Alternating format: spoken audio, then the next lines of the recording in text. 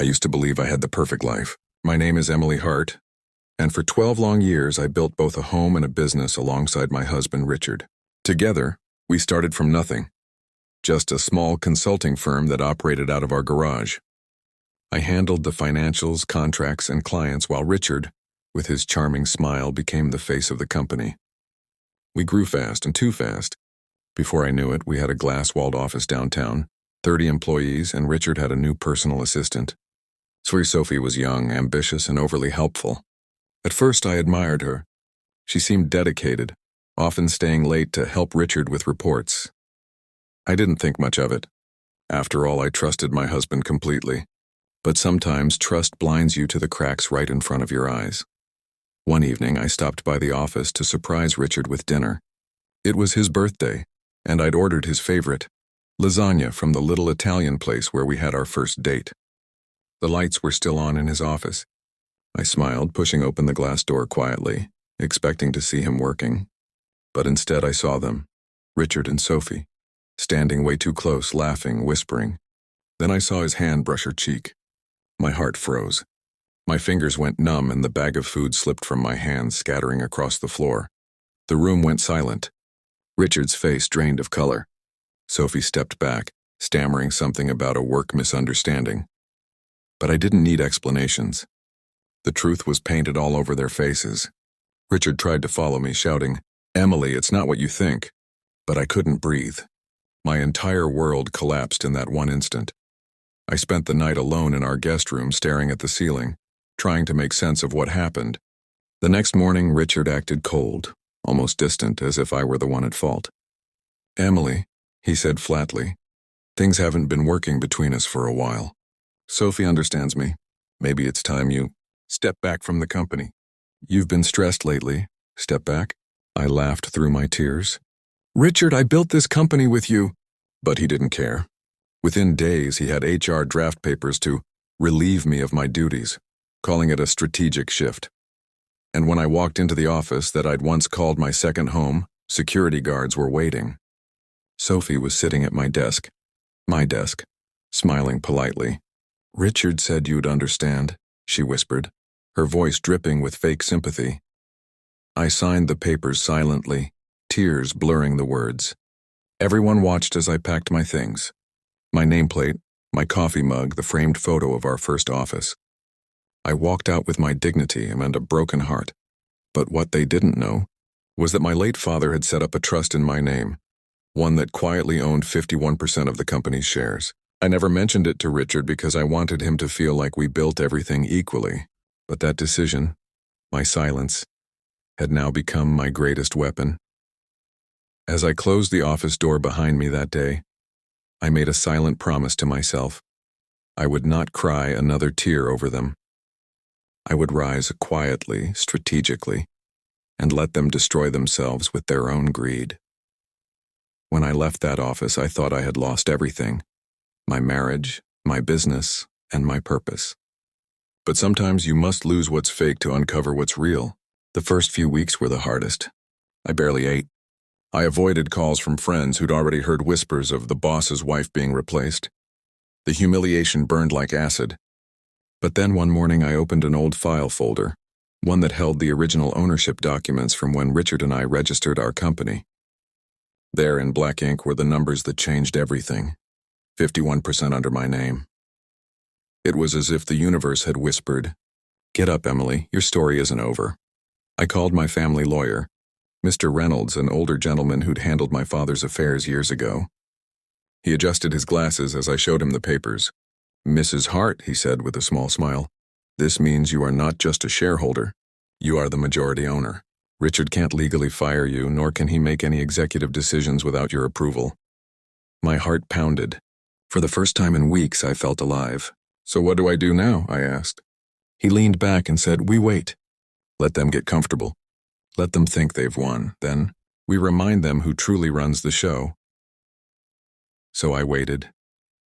For months, I watched from a distance as Richard and Sophie paraded around, posting photos of their leadership journey on social media. They hosted company dinners, rebranded departments, even replaced my favorite slogan with their tacky tagline, "New vision, new leadership." It made me sick. But I also knew something they didn't. The company's finances were collapsing under their arrogance. Richard was good at charm, not numbers. Sophie, despite her MBA, had no clue how to manage budgets. Within 3 months, clients began pulling out. Projects failed, and the company I once nurtured was bleeding money. Employees started to whisper. Morale was low. Yet they both acted like everything was fine. Meanwhile, I quietly built my strategy. With Mr. Reynolds's help, I called an emergency board meeting. According to the company bylaws, the majority shareholder could call one at any time. We set the date, a Friday morning. I didn't tell anyone, not even Richard. That night, as I looked into the mirror, I saw someone new, stronger, wiser, and no longer afraid. The tears had dried, and in their place was a calm determination. I put on the same navy blue suit I wore the day we opened our first office. It wasn't about nostalgia, it was a symbol, a reminder that I was there from the start. When I walked into the building that Friday, heads turned. Whispers followed me like shadows. Some smiled, some gasped. Sophie froze mid-conversation, her coffee cup trembling slightly. Richard came out of his office, pale as a ghost. "Emily, what are you doing here?" he stammered. I smiled politely. "Attending a board meeting." "Didn't you hear?" "It's mandatory." He blinked in confusion. "Board meeting?" "I didn't authorize." "You didn't have to," I interrupted smoothly, placing the folder of documents on the conference table. "You see, Richard." I did. As the meeting began, I could feel the tension rise. The directors exchanged glances as I laid out financial reports showing the company's rapid decline.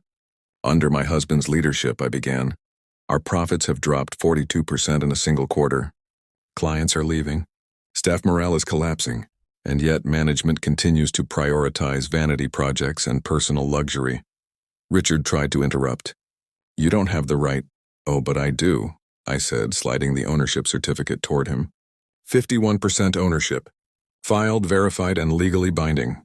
Effective immediately, I'm reinstating myself as CEO. The room went silent. Sophie's face turned ghostly white.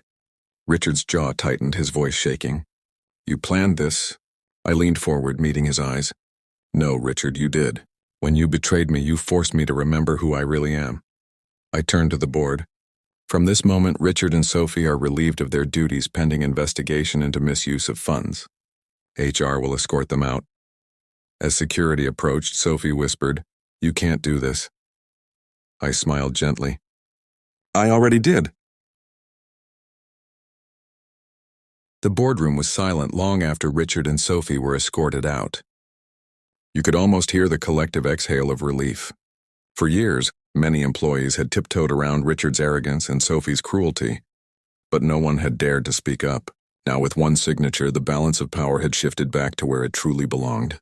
I had finally taken back my place, not as a wife, not as a victim, but as the woman who built this empire brick by brick. But victory doesn't come without a storm. That evening, social media exploded. CEO's wife, stages takeover. Corporate drama at Hart Consulting. Power couple split in scandal. Reporters camped outside the building. My phone buzzed endlessly, and while part of me wanted to stay quiet, another part knew I had to lead with grace, so I issued a statement. Leadership is not about titles or appearances. It's about integrity, vision, and respect for those who help build your dream.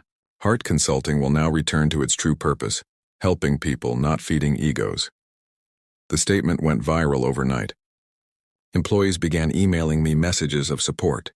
One wrote, "Thank you for bringing dignity back to this place." Another said, "You have no idea how long we've waited for this day." I read each one with tears in my eyes. Meanwhile, Richard was spiraling. He called me repeatedly, sometimes begging, sometimes furious. "You ruined my life," he shouted over the phone one night. "Do you have any idea what you've done?" I stayed calm. "I didn't ruin anything, Richard." "You destroyed yourself. I just stopped cleaning up your mess." He laughed bitterly. "You think you can run this company alone? Without me, you're nothing." Those words used to break me. Not anymore. "Then watch me," I said and hung up. Days turned into weeks. I worked tirelessly, rebuilding departments, restoring trust, meeting with old clients, and renewing contracts that Richard had nearly lost. Slowly, the company began to heal. The laughter returned to the hallways. Productivity soared. It was like the heart of the business was beating again, strong and alive. But just as things were stabilizing, another blow hit. One morning, my assistant rushed into my office, pale-faced. "Emily, there's something you need to see." She handed me her tablet. It was an online article accusing me of embezzlement. Fake emails, forged documents, all making it look like I'd stolen company funds. And guess who leaked them? Richard and Sophie. My stomach dropped. They had gone too far. But instead of fear, I felt something else, steel. I called my lawyer, Mr. Reynolds, immediately. "They're desperate," he said calmly. "And desperate people make mistakes. Let's give them enough rope to hang themselves." We launched an internal audit, quietly collecting every digital trail. Within a week, IT found proof that the forged emails came from Richard's old login, one Sophie had been using after his dismissal. I finally had what I needed. The next board meeting was tense. Richard and Sophie had shown up uninvited, smug, pretending innocence. "We just wanted to make sure the company is okay," Richard said sweetly. "Oh, it's more than okay," I replied, sliding a folder across the table. "You both should read this." Inside were printouts of the digital forensics report. Their faces drained as they realized what it meant. Forgery, fraud, attempted defamation. Richard stood up, sweating. "You can't prove anything." I smiled. "I already did. And the authorities will be very interested in this data." Sophie began crying, whispering, "Please, Emily, I didn't mean for it to go this far." "But forgiveness doesn't come without truth." "You both made choices," I said. "And choices have consequences." Security escorted them out again, but this time there was no shouting, only silence. The kind of silence that follows when justice finally speaks louder than revenge. After the second confrontation, everything went quiet. No more calls, no emails, no chaos. For the first time in months, I could breathe. The company was stable, the team loyal, and the shadow that once darkened our halls had finally lifted. Yet, as deep inside, I felt something I hadn't expected. Emptiness. I'd won. But why didn't it feel like victory? Every morning I looked out from my glass office, the same view Richard used to boast about, and asked myself, what now? The woman who had been betrayed and humiliated had finally taken back everything that was hers. But revenge, I realized, could only heal so much. One rainy afternoon, I was reviewing new partnership proposals when my assistant knocked softly. "Emily, there's someone here asking to see you." Before I could respond, the door opened. And there he was. Richard. He looked nothing like the man I once knew. His sharp suit was gone, replaced with a worn jacket. His eyes were tired, guilt written across his face. For a moment, time froze. "What do you want, Richard?" I asked quietly. He hesitated, his voice cracking. "I didn't come to fight, I just wanted to say I'm sorry." I sat back, studying him. This wasn't the arrogant man who once believed he was untouchable. He looked broken. "Sorry?" I repeated. "After everything you did, to me, to this company." He nodded. "I deserve the consequences, Emily. I lost everything. The job, the money, even Sophie left. She was never really there for me. I see that now.